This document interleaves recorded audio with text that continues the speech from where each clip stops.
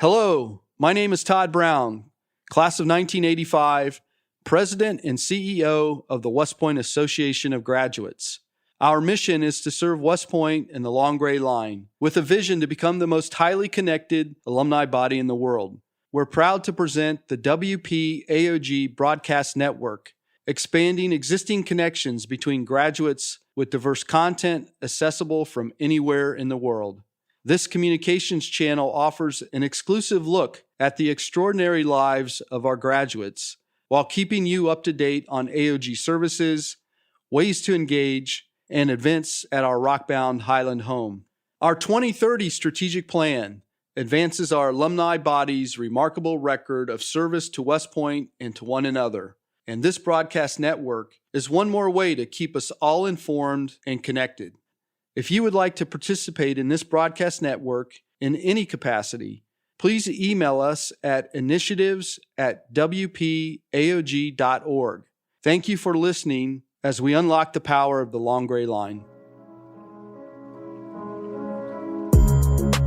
Hello and welcome to Season 2 of On Point, a podcast produced by the West Point Association of Graduates. On this season, we'll be speaking with a number of distinguished members of the West Point and military communities, including Robert McDonald, Barry McCaffrey, General Stan McChrystal, and more. This episode features part one of a discussion between the Honorable Robert McDonald, the new chairman of the WPAOG Board of Directors, and Todd Browne, the president and CEO of AOG. Bob McDonald graduated West Point in 1975 and is a highly distinguished leader and civil servant. He served as chairman and CEO of the Procter & Gamble Company and as the Secretary of Veterans Affairs. On this episode, Bob joins Todd to lay out their shared vision for AOG and its mission to serve the Long Gray Line by becoming the most highly connected alumni body in the world. They discuss the immediate strategies AOG is implementing to ensure growth, connections, and valuable services to members of the Long Gray Line. So without further ado, here's your host, Ian Faison. Welcome to On Point. I'm Ian Faison, CEO of Caspian Studios, West Point Class of 2009. This is a podcast produced by the West Point Association of Graduates. I'm super excited for today's episode. It's going to feature a discussion between the Honorable Bob McDonald, the new chairman of the West Point AOG Board of Directors, and Todd Browne, president and CEO of AOG. First, Bob, how are you today? Thank you so much for doing this. Yeah, thanks so much for joining. So excited to chat about all the cool stuff that you're doing in your new role. And Todd, how are you? Great, Ian. Thanks for doing this today. Yeah, thanks so much for joining. We're going to be talking today about becoming the most connected alumni body in the world. It's a Herculean task. It's one that the two of you are focused on day in and day out. And there's a lot of stuff that happens behind the scenes, a lot of stuff that I've been privy to over the past months as we've been leading up to this interview and the continued launch of our On Point podcast series here. And I wanted to bring some of those ideas, some of the thoughts, some of the things that are going on behind the scenes out in the open to old grads around the world. And to kick things off, who better to chat with than both of you? And so, Bob, starting with you, obviously, congrats on the new role. What was it like for you to take on this new role? Why were you so excited about it? How did it come on your radar? And what does it look like in 2022? Well, Ian, I've been on the board of directors of the West Point Association Graduates now for about 4 years. And during that time, I was doing a number of activities, board work, both nonprofit and for-profit. And I decided over that time that I'd be better served to focus my energy on the West Point board, that it was a unique moment in time at West Point. We were starting a new fundraising campaign. We have a great CEO. We have a strategic plan focused on 2030. And I really wanted to focus my efforts to help my beloved alma mater. Our beloved alma mater, indeed. And in the small, tiniest little different sort of way, me being involved in this podcast and supporting all of the work that AOG is doing and supporting really graduates everywhere, I can feel a small sliver of that, myself included. And Todd, it's so exciting to chat with you today. We've been talking over the past months of all of the really cool stuff that you all are doing behind the scenes. Why are you so excited to have Bob join as chairman? Well, it's a great opportunity for both the AOG and me personally to have Bob on board, given his experience both in the private sector and in the government. So I think both the AOG team and me personally will learn a lot from Bob and all of his experience. Yeah, and one of the things that has been really exciting in our conversations leading up to this is obviously, Bob has been there, done that in the private sector, in the public sector, and everything in between. And old grads, that's where we sit, right? We sit in this intersection and sit in multiple worlds. And it's a really exciting part. And there's a lot of times that we don't really know what the future is going to hold for AOG. We don't really know what the future is going to hold for graduates. And some of the stuff that we've been starting to talk about is so exciting. And so, Bob, what are you thinking about that's exciting? What are your initiatives for 2022 as you come into this role? Well, Ian, I'd really like to help Todd and the whole board really make significant progress in achieving our vision of becoming the most highly connected alumni body in the world. At the Procter & Gamble company, as an example, on any given day, 5 billion people on the planet use at least one Procter & Gamble product. And during my time as CEO, we were reaching 4 billion people a day. And when I retired, we were reaching 5 billion. That kind of increase in reach is something that I'd like to see. More reach, more engagement. Todd has a great program for measuring that. And importantly, more service. Are we serving the members of the Long Gray Line, and are we serving West Point the way that we would like to? And that's why we get into the technologies we use, like human-centered design, which is something that we used at the Procter & Gamble company. It was something, frankly, I brought to the VA to try to get veterans back at the center of everything that we do at the VA. It's something Todd and his team have embraced, have made great strides with it already when you look at the activities and the programs that the Association of Graduates now supports. And so, Todd, why is it so important to be the most connected? What does it mean to be connected? Well, Ian, that's a really great question. It's really at the heart of what we do at the AOG. That's why 5 years ago, we put in place that vision statement for the Long Gray Line to be the most highly connected alumni body in the world. And then paired with our mission to serve West Point and the Long Gray Line, two simple statements, but really when you think about it, it's really two key words: serve and be connected. And if we are successful at the AOG in keeping the Long Gray Line connected, then the Long Gray Line is like a force for good to help both other graduates and the institution at West Point. So that's why it's really critical that we stay connected, because the Long Gray Line is a powerful force when it kind of pulls it in the same direction. That's interesting that Todd would say that, Ian, because as I was looking at wanting to focus my efforts in the future on the West Point Association of Graduates, in today's divisive, politically charged environment, I always come back to West Point. I come back to duty, honor, country. I come back to military officers choosing to be apolitical. And when I look at the force that West Point is and will always be for good in our country, it really is a guidepost, a shining light for what we can be. And I think our graduates live that every day.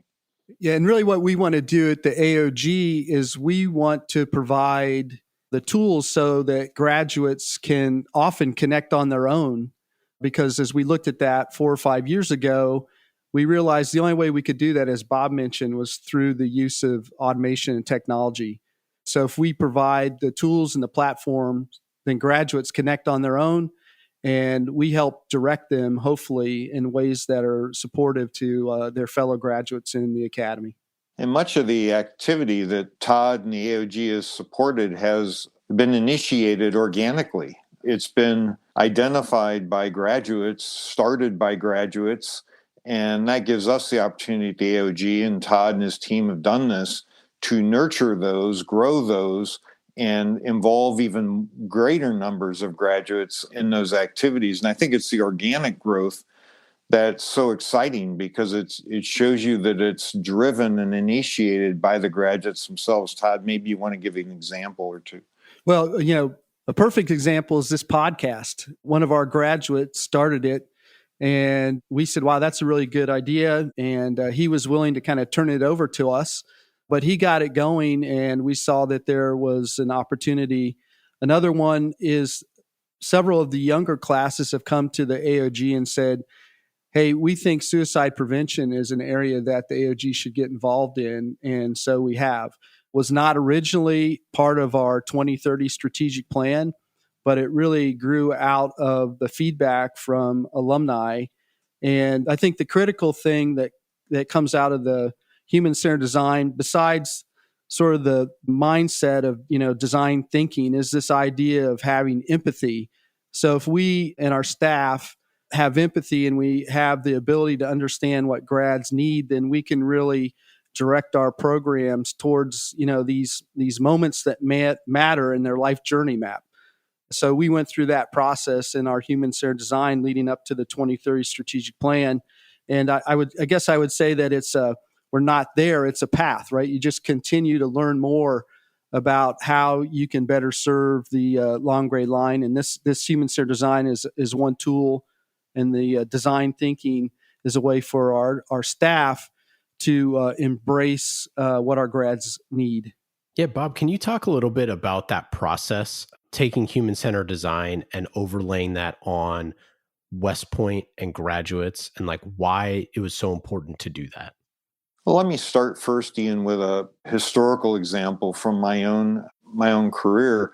When I started with the Procter & Gamble Company, the world's largest marketer, in 1980, we created messaging strategies, and we broadcast those to people. We did that in those days. You could run an ad on CBS, ABC, and NBC and reach nearly all the United States population. Today, with digital technology, it's about connecting with each individual, connecting with them where they are, understanding where they are, connecting with them where they are, and then understanding what their interests are, and having them initiate the marketing or the communication or the messaging for you or with you. You guide it, but they initiate it. And that's what Todd's talking about. So in human-centered design, you actually journey map, meaning you draw a map of the life cycle until eventually West Point and the Association of Graduates many, many times. And as Todd has talked about, many of those moments are moments that really matter.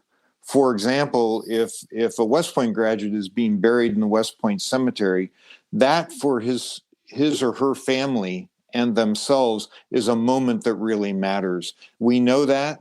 We want to design it so it's a moment that we satisfy, we delight the family, and we then get scores on that. And if we're not doing well, we redesign it. But it's all about systematically looking at those moments that matter and designing the activity to totally delight the customer.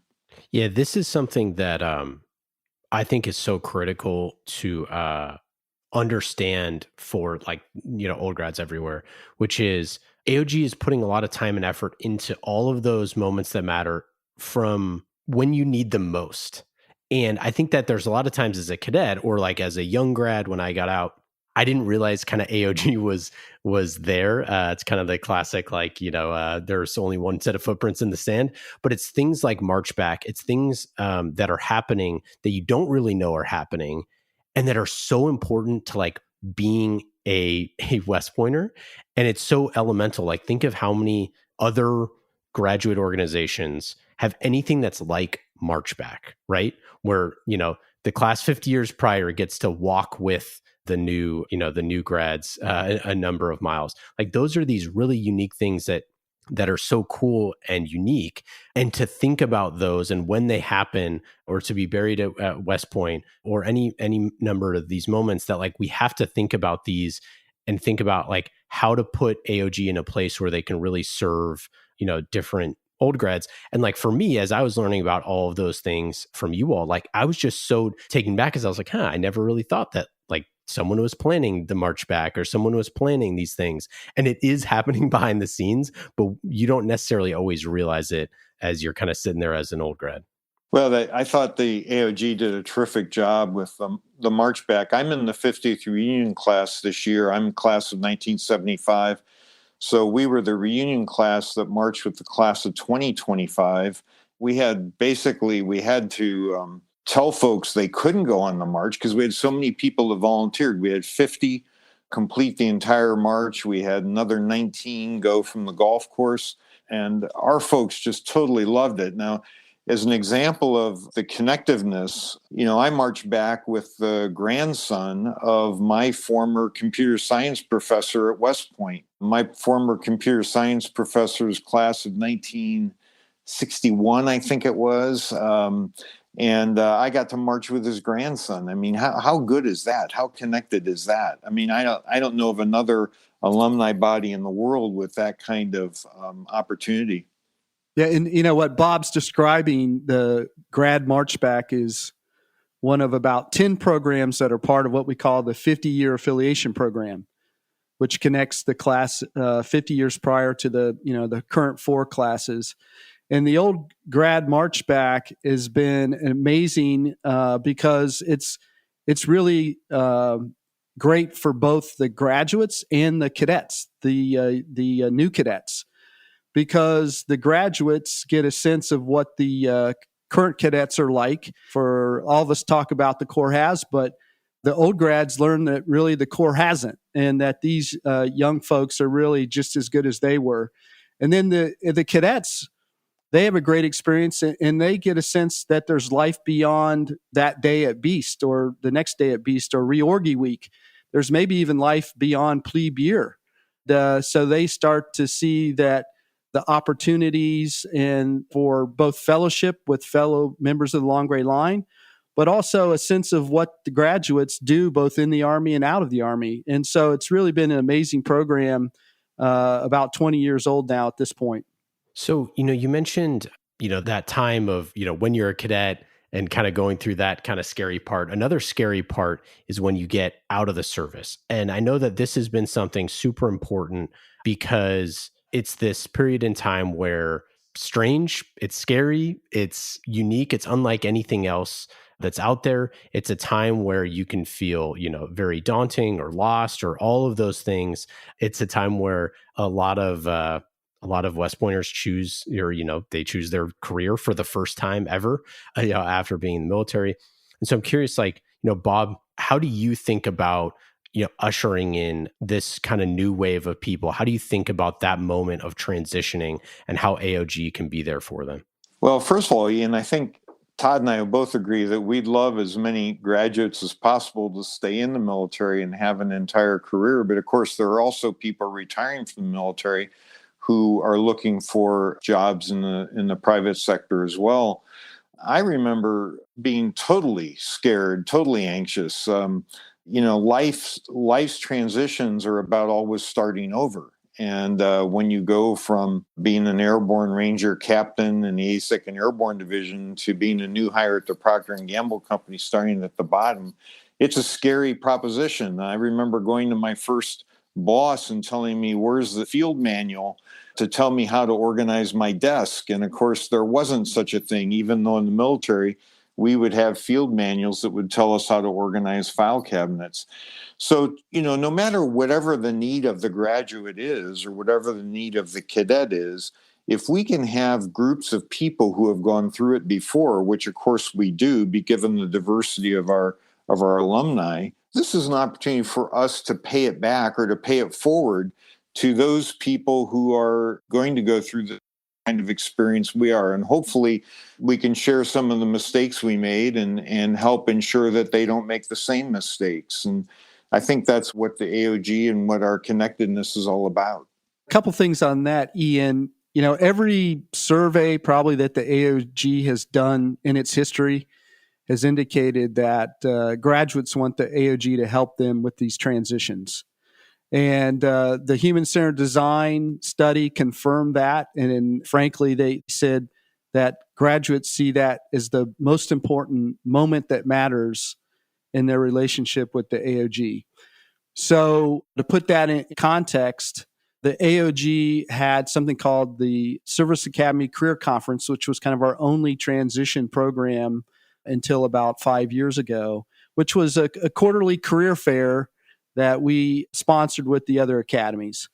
But we felt like, given the importance of transition and the expectation of grads that the AOG helped there, we put in place kind of a full service career program that helped with placement. We did that 3 years ago. We did it in partnership with Korn Ferry, but we also included 2 groups of advisors that are graduates, one that are geographic based and the other that are industry based. And so it really gives, as Bob said, the opportunity when you combine Korn Ferry and all they bring to the table, the staff of professionals that we now have who all have a lot of experience in placement with the long gray line, it's really kind of an unbeatable group. And that goes back to this idea that if we can keep the grads connected, they're this force for good. And so we now have 700 graduates that have signed up to be advisors. And so it gives them an opportunity to pay it forward, as Bob said. And it's really been a successful program, only about 3 years old at this point. That didn't exist, of course, when I left the military in 1980. And as a result, we were prisoners to the money-making recruiting firms, that were trying to get us jobs and that would get a fee for getting us a job. And I can remember I did an MBA at night and on the weekends, and I wanted to be in marketing. And every recruiter I talked to said, no, you need to be in sales or you need to be in manufacturing because that's what the military's like. And I said, well, no, that's not what I want. In those days, it was because this didn't exist at the AOG. It was all about fitting round pegs into square holes. Whereas what we're trying to do at the AOG is design it with the alumnus in mind, design it for so whatever the alumni need, we can help guide them in that direction. And we have somebody who's probably done it before. Yeah. I mean, I went to SAC, years ago. It was the best thing that happened to me at that time. I remember, looking to my buddy, and I was like, I can't believe there's this many people that are just kind of lining up that want West Point grads. And then, I did the same thing that Bob, you said. I was like, I wanted to go into marketing, and it's like, there's no path, right? There's no path for, a West Point grad to go into a marketing career. Those are the sort of things that are so critical in this kind of moment, is that AOG is thinking about all of those pathways and aligning different types of advisors and resources towards those pathways. Because I think in that moment, you just don't really know. You're in this consumption mode. You're trying to learn as much as you can. There's all sorts of different people that are giving you, advice. If you talk to your mom or your dad, they might tell you one thing, but they don't know how to get a job in marketing. And so I think that there's this kind of transition moment that AOG now has all of these things that we're building towards. And to me, that's so exciting. Something that I think is going to be, for young folks, whenever they decide to get out, whether that's after 20 years or 5, that there's going to be so much more. And the whole point of a network is, as it grows, more connections are made, and it's going to be better 4 years from now. It's going to be even better than that 8 years from now. It's going to be even better than that 20 years from now. And that's to me, it's just really, really exciting. And we're already starting to see that. As mentioned, our program, of course, is free to all graduates. And we're tracking the jobs that the grads get and the companies. And, in a couple of years, when somebody moves up from being entry level to middle manager, and then they have the opportunity to maybe hire somebody else, well, we're going to call them because they're part of the network. Yeah. And I think the beauty of it too, Todd, is the alumnus, the graduate, is at the center. It's the desires of the graduate that are driving the infrastructure, the system. It's not somebody imposing something. Here's what we think you need to do. It's really the graduate who's at the center. And that's really what service is all about. Yeah. And we've tried to be really careful that there are no conflicts of interest, if you will, in the program. And when you kind of take the financial aspects away, it ensures that it just focuses on what the grad needs and wants. Over the years, being connected has really changed If you were to, wave the magic wand and you were to be, getting out of the military tomorrow, how would you think about making connections with other graduates? And like, how would you think about the different ways that you would do that? Your approach, what would it be like? Well, obviously, I think first thing I would do, Ian, is I would go to the West Point network, because this is a network of individuals where I know they're purposeful. I know I trust them. I know their values. And believe me, given my experience in the private sector and my experience in the public sector, you can't always make those assumptions. I would go there. I would go to Sallyport and sign up on Sallyport, which is our network, and I would try to connect as much as I could. I would go to the local West Point Society. I would go other places to try to connect with other graduates because I know they're like-minded and share my values. Yeah, Todd, you and I had talked about this idea of these kind of like unintentional and intentional places the AOG wants to be where grads are. And also, you have some things that AOG, the own channels, but also the places that they're not. Where are the different places where AOG wants to be? That's a great question, Ian. 5 years ago, really the AOG services were in support of two major groups, right? Your classes and your societies. And the societies there are about 140 chapters around the world. And those services were good, but really it meant we were providing service to the leaders of those two groups. So we felt like a pretty small percentage of the long gray line was receiving, service from the AOG. And so that we really wanted to endeavor to branch out and provide services that all grads would receive. And that was, Bob mentioned Sallyport. That was one of the key reasons we started Sallyport, not only a platform to help the groups, the classes and societies, but also there's a component of that called GradLink, which in essence puts the AOG's database on every grad's phone on an app. So now if you want to screen across about 17 fields, which includes people's careers and positions and, of course, where they live, et cetera, then you can go and find folks like Bob described.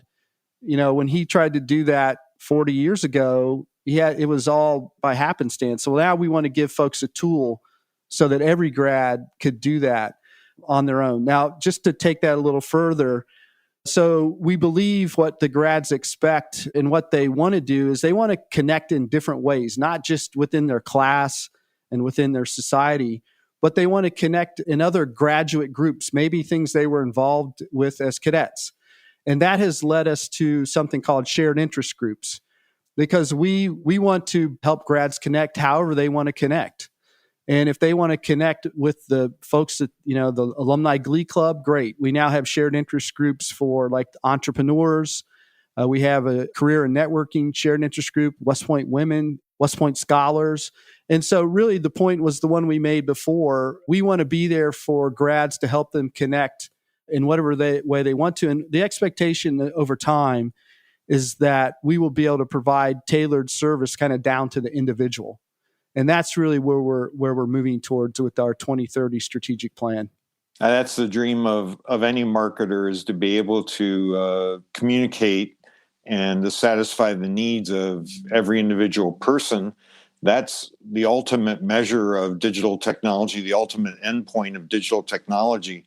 And it's a high bar to get to, because generally what marketers have done over the years is they've segmented or classified, men and women, certain religions, right-handed people, left-handed people. Now you don't need to make those simplifications. Now you can go to the individual and understand what their individual needs are and delight them just based on their individual needs.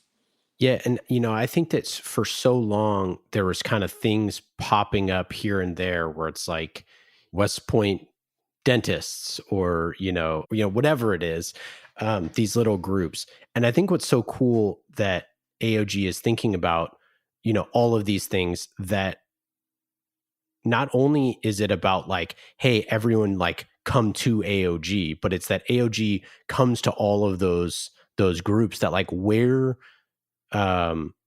grads are meeting and hanging out, that like AOG wants to kind of be that voice in the room saying like, hey, can we help with this? Like, is there anything that we can do here? And I think that that's like a pretty new approach to being able to serve, like to do that personalization, Bob, that you're talking about, that, every modern company is figuring out how to do personalization, how to do it better, how to get individual, feedback and take action on that stuff and be in those groups and do that stuff. And that's just a very like stark difference from kind of like the alumni networks of the past, where it's like, hey, we'll meet you every 5 years or 10 years. And that's kind of it, even though we know that there's all these things that you kind of need in the meantime. Yeah, I couldn't agree with you more. This is much more dynamic.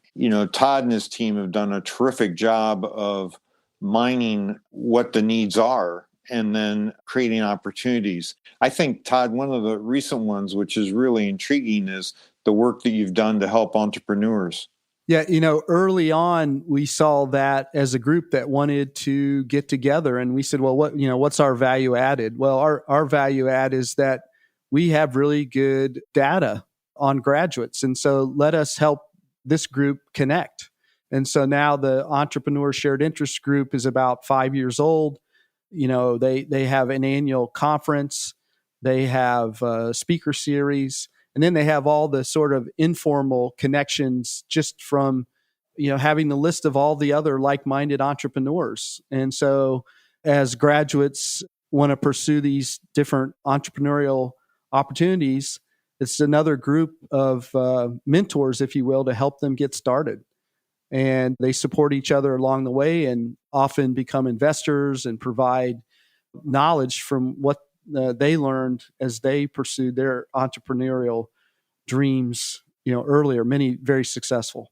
Yeah, I mean, I really got this firsthand. I got a lot of support when I was starting my kind of entrepreneurial journey in a very unofficial format from a lot of grads that were just like, hey, you're out there, you're trying to do different stuff. Let me introduce you to this person, which might be a customer. Let me introduce you to this person who might give you advice. Let me introduce you to this person who might be an advisor. And there was a lot of grads that really helped me and would take the 30 minutes to say like, hey, make this connection. But it was always a connection, right? Like the advice, like that's the whole thing. Like being an entrepreneur, you're out there, there's information everywhere that you can learn from the best entrepreneurs in the world. But the difference when you're trying to connect with, when you're in business and the crosshairs are on you, you need the person who's going to actually buy your stuff or make the connection to someone else. And like that's what's so important about like how responsive our community is to that stuff, because we actually do care about each other. And that's the sort of stuff that like you can't fake, you can't, you have to, be able to, to facilitate that stuff. And with the way that as we build out all of these affinity groups and build out all of these groups, like that stuff becomes more and more strengthened. West Pointers that are marketers, when they get together, it's like, that's going to be way more valuable 10 years from now when someone who's getting out of the service and wants to go into marketing. It's like, oh, hey, here's a bunch of people who I at least speak their language a little bit. I might not know marketing at all yet, but at least I can like be around those folks. And like that to me is the next kind of evolution. Well, most graduates feel the same, and they're more comfortable dealing with another graduate, whether it's, in a business environment or socially. So when you just make those connections, great things happen. At our entrepreneurial summit this past fall in Austin, Texas, we had 5 or 6 West Point grads pitch their businesses. Folks in the crowd came up afterwards, and all of them were receiving, offers for funding and connections and all sorts of things, because the grads just feel comfortable with the entrepreneurs and they have a certain level of credibility with each other. So it's amazing how quickly those things take off when you just put the folks together in the room. One of the things I really like about the network that has happened over, especially with like things like LinkedIn and all these other, tools to figure out like who the heck is out there and all that stuff. And obviously, all of the non-AOG stuff combined with the AOG stuff, you can really get a good kind of picture with this. Todd, you mentioned data and how important that is. Every single company out there is trying to figure out their data strategy. And West Point AOG is no different, sitting on a mountain of data over, over the past couple hundred years. How do you think about data? Why is that so important? And how is it going to help grads connect in the future? Yeah, well, for us, as you mentioned, I joke with the members of our team that the AOG was really started to be in the data business. It was called the Register of Graduates. But we do have really good data, and a lot of that's because our graduates want to make sure that they stay connected, so they provide us with their information, et cetera. But really, the way we think of data is how can we put it to use in a way to help our graduates? And that's in a myriad of ways. One, I already mentioned, by just giving them access to it so they can connect. But the other things it does is provides us often with insights into what our grads need, where we then can be more efficient and productive in providing these services like the ones we've discussed, with the kind of the holy grail being these tailored services and communications. And so I think the key point is that we want to use the data to gain insights into what our grads need, so we can then provide those services at the optimal time along that journey map that we discussed, at the moments that matter. That's what data means to us. Bob, one of the things that I think is tough for younger grads to figure out is kind of like what value they have to offer, the business world or just figuring out their kind of way in the world a little bit. But as you get older and you develop more and more connections and things like that, you have your own kind of network that's more established and things like that. And lots of people that have nothing to do with West Point. And so I'm curious, like, you've obviously cultivated a massive network, people at the Procter & Gamble company and the VA and beyond. What would be your advice to younger grads that are trying to figure out like how to make connections in the early days? Well, first of all, I have to say that there's tremendous value in having what I would call a reverse mentor. I loved having younger people either at the VA or at P&G or when I was in the military help me understand how to use new technology, how to do things that were unusual. I mean, one of the things that I often get asked is what differentiates those who succeed versus those who don't. And I say it's the ability to learn new things. And as you get older, it's harder and harder to learn new things. So I used to bring a group of new hires in to talk to our new general managers. They would complain to them about how those general managers didn't know how to text message or would walk up behind their computer while they were working on it or other things. And then I would stop it and I'd say, okay, well, what's going to be, 20 years from now, what's going to be the new text message? What's going to be the new LinkedIn? What's going to be and will the young person today be learning new things well enough to keep up on those new things? I just think it's just so important to learn new things, and reverse mentoring is a really good way to help. And then I would just simply say, treat everyone with respect and, do the best you can to help them, because you're never certain whether that help that you provide someone could help more and more people as they pay it forward. Todd, from what you've seen, obviously kind of sitting at the epicenter of grads connecting over the years, what advice do you have for how grads can better connect with each other? I don't want this to sound too much like an ad for the AOG, but really the tools that we have provided now provide a great opportunity for grads to connect. So the groups that exist of graduates are really the best starting point. The classes, the societies, these shared interest groups, and each of them kind of is its own special niche, and you can use them for different purposes. If you want to connect with people that are in your geographic region, the society. If you want to connect with people that you have had a long relationship with, often a very deep relationship with your class. Same goes for these shared interest groups. And we're starting to see groups like, the Sprint football team group. And they stay connected because of their relationship all the way back to when they played a sport together. But then beyond that, the younger grads especially make use of these new tools we've provided, like Sallyport's GradLink, all the different social media platforms. And the AOG has a presence on all the primary social media platforms. And, we host, of course, Facebook groups and LinkedIn and Instagram and all. We don't have a TikTok presence, but, most of the other ones, including YouTube. So I guess in some ways, it's really dependent on the purpose. And there's each of those ways to connect probably has a best fit, whether it's geographic or whatever. But I think there's just so many opportunities. I happen to have stayed in the military for 28 years. And I don't think that those of us in the military really stay as connected, frankly, as those that get out often, which is an area at the AOG that we'd like to work on. I don't think we've exactly figured that out yet. But I think there's an opportunity there to help figure out how we can help the grads that stay in the military stay connected. And there's, kind of a long history where people have been concerned about being perceived as ring knockers, et cetera. And we need to figure out how to get beyond that. Yeah, I mean, I think it's so important. And yeah, teeing it up a little bit, but obviously this isn't an ad. There's nothing to buy. So I think the important takeaway, that you both mentioned is like just to plug in somewhere.